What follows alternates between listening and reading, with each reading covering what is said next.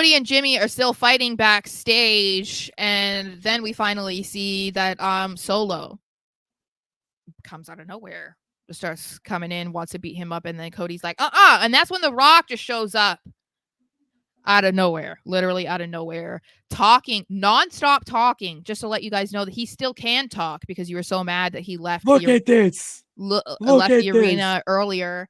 And look at this. So when we were before, I don't even know. I feel like everything about I think this will help you. I think this will help you in a second. So yeah, okay. I feel like everything was working in their favor for this. The fact that they had that opening segment where The Rock's, whispered, which we now know, like, I'll make you bleed tonight. Cody then later on saying he made a promise he can't keep. And then Cody, like, literally saying nothing throughout this entire thing. The fact that they went outside, it was in front of Cody's bus. It was raining. It was just like everything was so good about this segment. And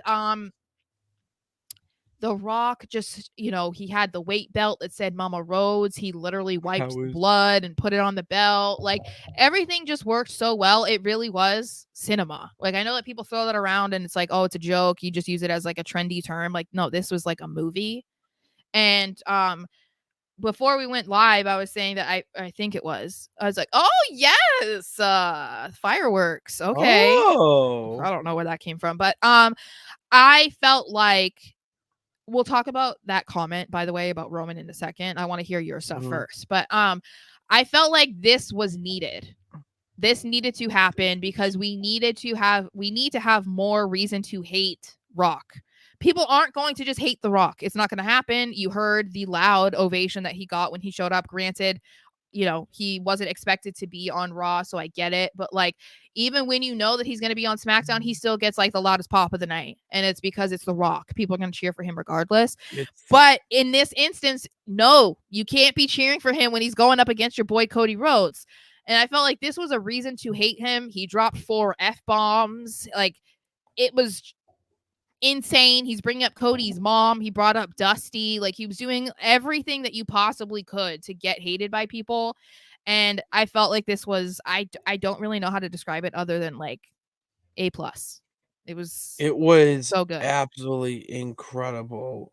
Like, from him just coming from behind as he's fighting with Solo into the just dragging him around the arena and just going, look at this boy, like, just like all that, like, just talking while he's whipping his ass. Like, look at you. Yeah. Look at you.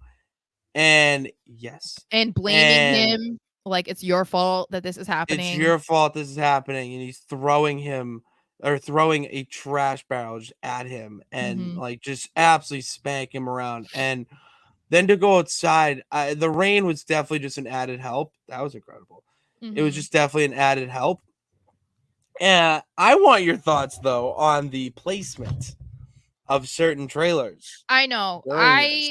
I'm not in a position where I feel like that's what's going to happen. Like, I get that people are like, okay, it's going to be like Captain America versus the Bloodline.